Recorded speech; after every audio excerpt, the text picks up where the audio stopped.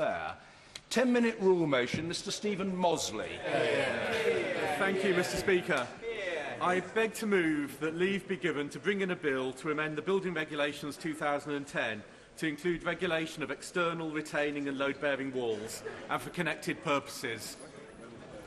On the 26th of July 2008, the lives of my constituents, Peter and Lindsay Burgess, were changed forever.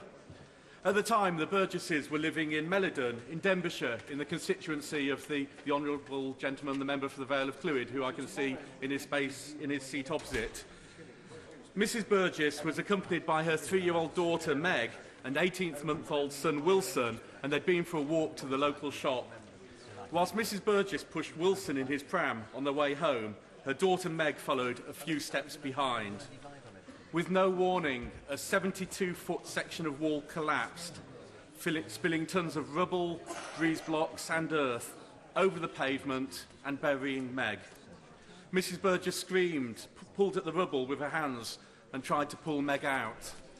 Unfortunately, Meg was declared dead 10 minutes after arriving at Glenclwyd Hospital in nearby Bodlewithen. Meg was tragically crushed to death as a 5-foot 2-inch wall fell on top of her. The 72-foot long wall was built of 9-inch breeze blocks, and it was built right next to the pavement.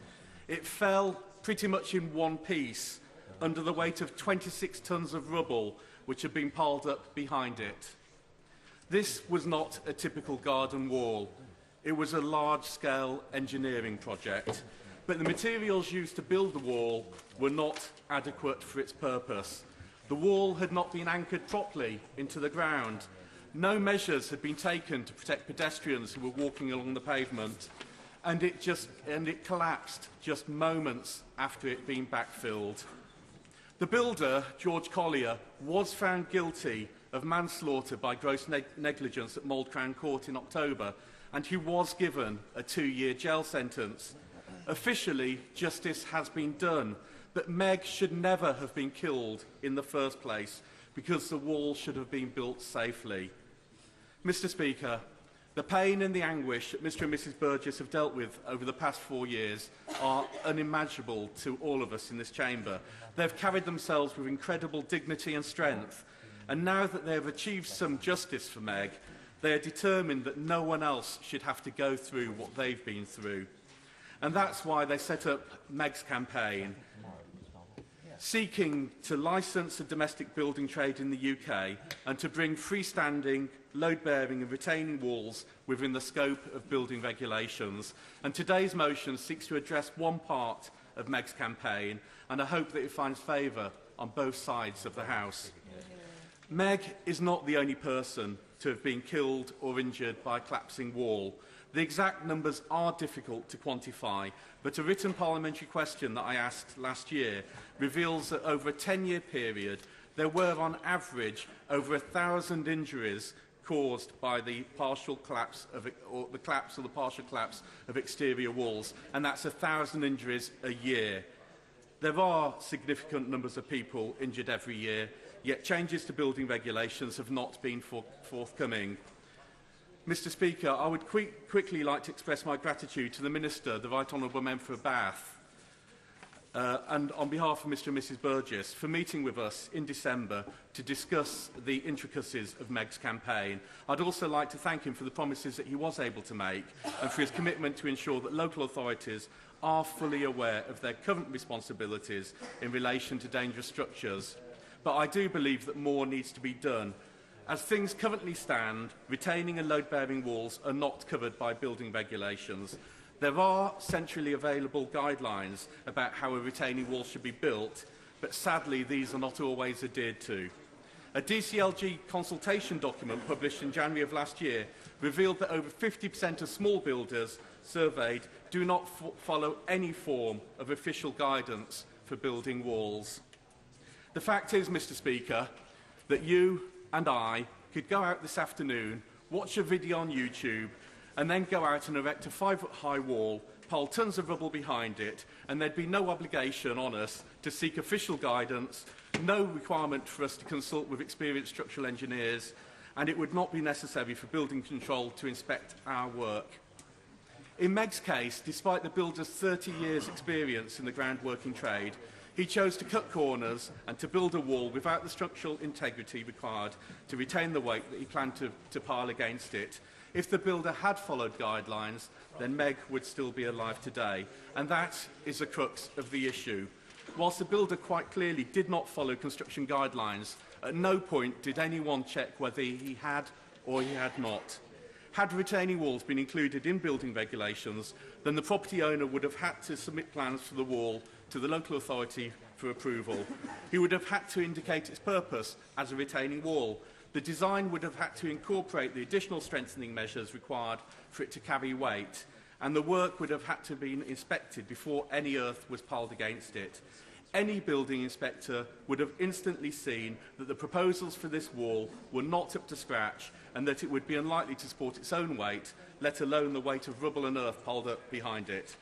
Any building inspector would be able to see that this wall was not strong enough.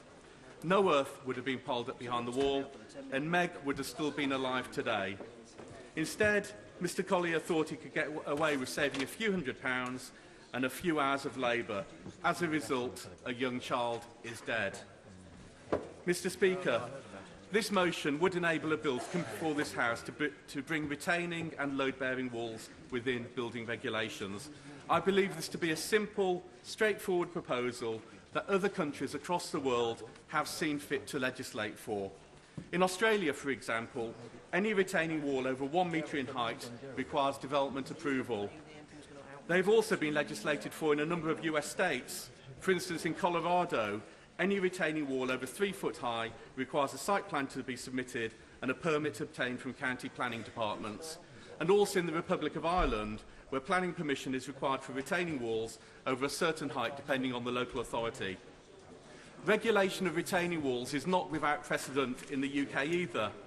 The Hastings Borough Council Act of 1988, Section 5, says that no retaining wall should be erected otherwise in accordance with plans, sections and specifications approved by the Borough Council. So, Mr. Speaker, in the Borough of Hastings and in the Borough of Hastings alone, by Act of Parliament, anyone wishing to erect a retaining wall over 1.5 metres in height must have their plans approved by the Borough Council. Whilst I can understand that local authorities may object because of the increased workload, the Hastings Act is a poignant example of how simple and straightforward it would be for local authorities to practically administer such a scheme. I am totally supportive of the government's red tape challenge, but this is a potentially life-saving measure that could, and I believe should, be adopted as soon as possible. Mr. Speaker, I am delighted by the huge number of honourable and right honourable members who have chosen to pack this chamber for this 10-minute motion. I hope that they will all join me in supporting this motion and also join me in urging the Minister to carefully consider the merits of bringing retaining and load-bearing walls within the scope of building regulations. Mr. Speaker, I commend the bill to the House. Order. The question is that the honourable member have leave to bring in the bill. As many as have that opinion say aye. Of the contrary, no. I think the ayes have it. The ayes have it. Who will prepare and bring in the bill? Chris Ruan, Chi Onwurah, John Stevenson, Stephen Metcalfe, Sarah Newton, Mr Alan Reid, Pamela Nash, Graham Stringer, Andrew Miller, Jim Dowd, Mike Weatherly, and myself, sir.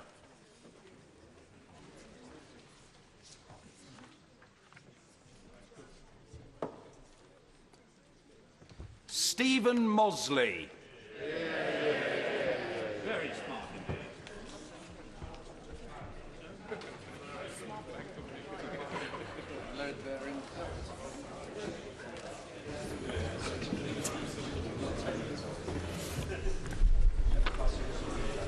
Building Regulations, External Retaining and Load-Bearing Walls Bill. Second reading what day? Friday, the 1st of March, 2013. Friday, the 1st of March 2013. Thank you. Order. We come now to the main business. The clerk will now proceed to read the orders of the day.